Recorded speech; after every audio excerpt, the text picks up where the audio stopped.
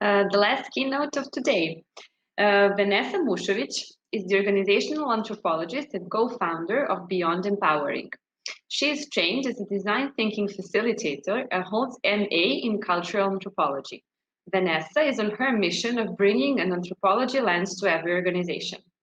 Beyond Empowering is providing organizational culture and team development expertise to support startups, small to medium-sized businesses, and nonprofit organizations to build a culture of safety, accountability, and high performance.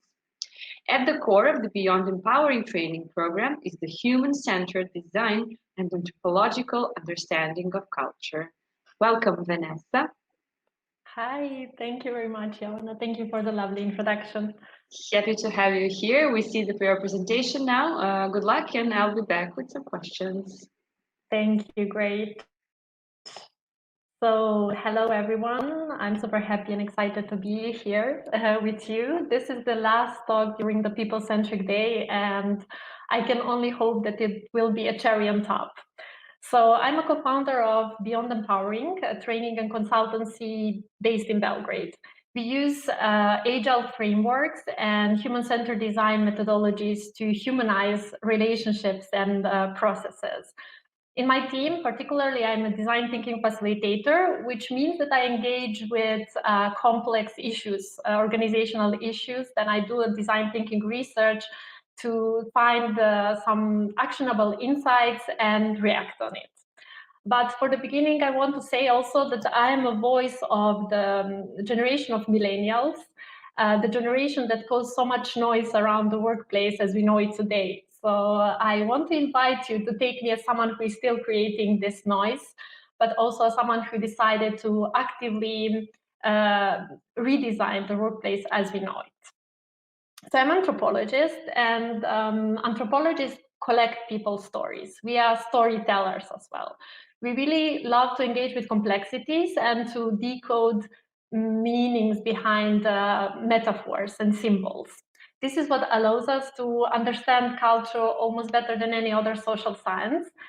And as we know, culture is key to success of any organization. So in my presentation today, I'm going to talk about the small atomic behavioral changes that we can do to make our cultures people-centric, or even more people-centric. So the title of my presentation is Making Invisible Visible, Navigating Culture Change Through Ethnography and Human-Centered Design. While preparing for this presentation, I was asking myself why I picked such a long and complex title that, by the way, only I can repeat, when what I want to say is very simple. And that is that human-centric culture starts with building relationships with people, because the quality of relationships determines the quality of our work and our well-being. So I think before we engage with human-centered design, design thinking, and all of these smart social technologies, I think that we should make a pause and answer one essential question. And that is what makes us human. I actually want to invite you to take a pen and paper and write down this question for yourself and just bring it with you even after this presentation. This is a question that I often ask during my trainings and workshops. And some of the answers that I get are here. The first answer that I get is connection.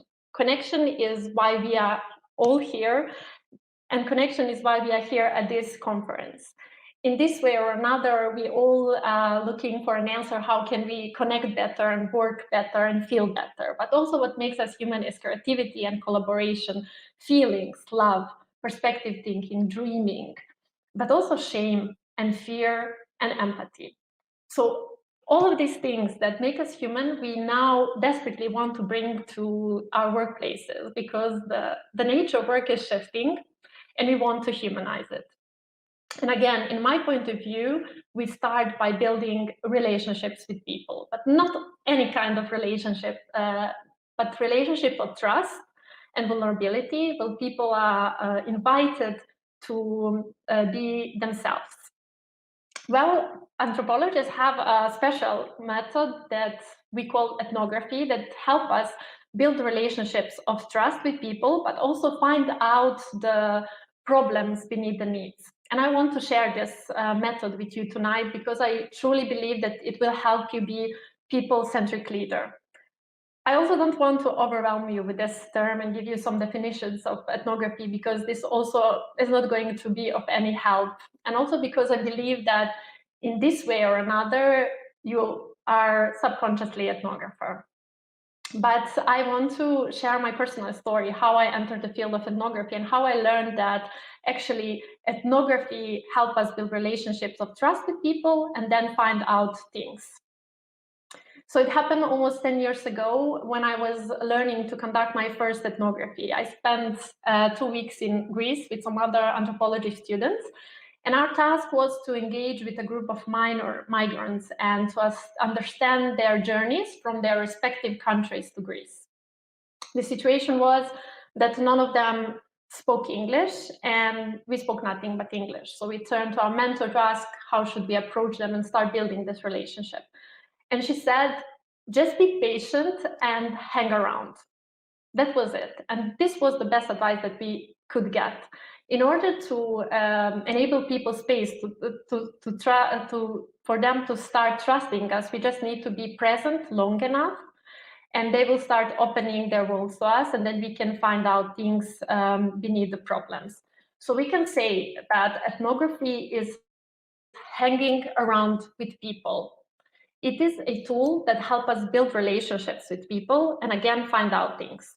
So now when we can have this really lovely definition of ethnography, I want us to do a short self-assessment reflection here, where I'm going to ask you 3 questions so you can see how much of an ethnographer you already are. And the first question that I want to ask you is, when was the last time that you were hanging around with people? Online or offline, does not matter. And did you try to understand what really bothers people, your employee, and what really matters to them, also outside the workplace? And finally, did you take their comments, they quotes, as relevant data for change? If your answer is yes, yes, and yes, that means that your organizational culture already provides you conditions to do so. It means that you care for people. It means that you feel responsible to ask these questions. And also it means that it gives you energy and excitement because you know that in this way you're solving someone's problems. Otherwise, you also might have a situation where you really don't care and you think that someone else is responsible to ask this question, and also most probably dries your energy off if you have to deal with it. So this triangle that you see on the screen is actually a tool that I also use in my workshops, where you can map all the tasks related to your people management and see how much are you in balance or disbalance with your people management. So now I want to suggest how these people-oriented conversation can become part of our day-to-day culture. And to do so, I want to, again, come back to my original field, anthropology, and share some points of view of anthropologists, how we see culture, that I think you can benefit from. So the quote says, corporations live or die by their connection to culture. So what do we need to know about culture? Well, first of all, culture is a process. We don't see it as something static that exists just like that. Culture is a process that emerges over time. It is accumulated knowledge of one group of people. And if we know that culture is a process, then we also know that we have to engage with it day to day and just do small steps, small things every day so we can have a result. So let's say accumulation of really small positive habits and attitudes each day will end up and result with positive organizational culture. And we have accumulation of really small toxic behaviors each day. It will over time result with toxic organizational culture. So, but also I want to share with you is that culture belongs to everyone. You know, sometimes I see that we have this title, culture officer, and what anthropologists will say, that culture cannot be owned by a small group of people in one organization or a culture chief officer. Culture belongs to everyone. Everyone contributes to the general atmosphere. And I wanted to say that actually in anthropology, we make a distinction between an ethic perspective. And this is like, we say, it is insider's point of view, so it would be employee's point of view, and then ethic point of view, which is outsider's point of view, the point of view of the manager. So really the intention is to make everyone us, so we don't have us, and we don't have us as managers and them as employees. So this is the intention. And I actually want to suggest a few things that you can do so you'll be this leader who observes things from inside out. And these are mindsets of people-centric leaders. First is to adapt beginners' mind, which means that you can imagine that maybe tomorrow you're entering your organization for the first time, you're maybe a new employee just observing what's going on, are there any power structures, what kind of language people use, and no matter how long you are in the organization, you might be surprised how many new things you are going to start noticing.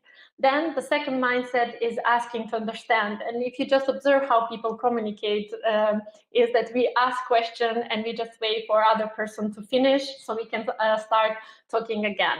So the suggestion here is to ask, to talk less and to ask more, and to ask to understand and not to confirm the assumptions.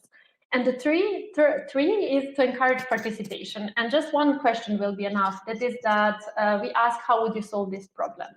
So before you offer any kind of solution, you just pause and ask, how would you solve this problem? And in this way, we build empathy and also create space for participatory culture to grow. Okay, so the last two, or even the three, are what organizational theorist Edgar Schein calls humble inquiry. It is a tool to start building any kind of relationship before we engage in solving any kind of problem. And this applies to the conversation with clients, this applies to conversation with employees, with family members, with anyone. So I really deeply encourage you to start practicing this three mindsets. Okay, so now I want to share with you actually how it looks in practice when we bring tools of ethnography and also culture concept together. And this is a short study that was part of earlier this year, where with a team of researchers, we were observing open space offices in two companies in Belgrade. So we had kind of a grounded theory approach where we wanted to see what will emerge from our research, but we were also observing how the communication goes. Is it more frequent in the open space, and how the general conditions in the open space offices. So we applied the mixed methods that I always encourage. So observation, in-depth interviews, and surveys as well. And what one employee told us was really illuminating to us. He said at some point that if everyone can see my screen in the open space office, then we cannot talk about visual privacy. So this meant that he felt pressure to work even when he did not feel like it, and he also felt afraid to play something on YouTube. So for us, it was clear that this is a culture of fear, where you can be punished if you do something inappropriate. So obviously, open space does not mean open culture. More often, it means quite opposite: exposure and lack of privacy and lack of engagement, and it can mean also lack of general well-being. But what also was interesting about this research is that in the other company, where employees worked more or less in the same environment, but leaders encouraged the culture of freedom, responsibility, and self-accountability. The visibility of screen itself played a less important role because the relationship of trust was the living values of this team. So the big lessons from this research is that even space is very much a social category, and culture plays a significant role in this, as well as the leader. The leader who understands power culture says, I hear you, I see you, I understand your problem. We can work on that together. So they start engaging the employees from the early on. So everything that I said previously leads to one point, that we really have to make this people-centric methodologies part of our culture's DNA. It has to be like everything that we do with people in mind. And I'm aware that setting such strategy is never easy. And actually, I want to share before that I say this, that Hasso-Plattner Institute did research earlier this year where they identified 7 key reasons why companies decide to engage with human-centered technologies and design thinking and everything that we heard previously during this day. And among these 7 reasons are, first of all, designing culture to foster creativity, empathy, and collaboration. And if you remember, this is what makes us human. And second is to attract talent. And this is really interesting because my generation has much more romantic idea of work than generation before us. We really want to find purpose. We want to be invited to create this purpose at work. And it basically comes to the point that we see workplace as a place for identity development. So really, the intention is that human-centered design and human-centric cultures have to be like strategic intention from the very beginning. And as I said, the setting the strategy is never easy, and some of the challenges are difficulty to attain management buy-in. This is something that always shows up. A second is short-term business objective. And here I would just mention that this is the point where 2 days, 2 weeks, crazy fancy workshop with bunch of post-it notes won't make your culture any people-centric. And we really have to think in long term. And remember that culture emerges over time. It is a process. So we have to be committed and really set a long-term strategies for change. And three is lack of internal capabilities, which is connected to the previous point, that is it HR leaders, whoever it is inside of organization, have to build this capacity and be able to lead this change from inside out. And this is maybe invitation not to rely that much on external help and external consultants, but to try to build this capacity from inside. And to finish this presentation, I actually want to invite you that before you decide to engage with any culture change, that you make a pause and maybe observe what your company does. First of all, has to tell you about your company culture and what kind of conversation can you start with your employees around that. And then second, I would invite you to ask yourself and your people 3 questions.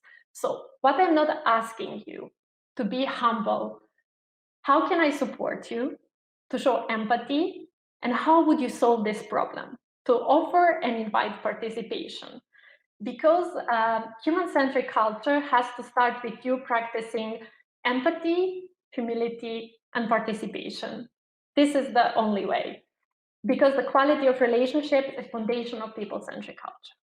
This is all that I have tonight, and I'm happy if you have some questions for me. Thank you for listening.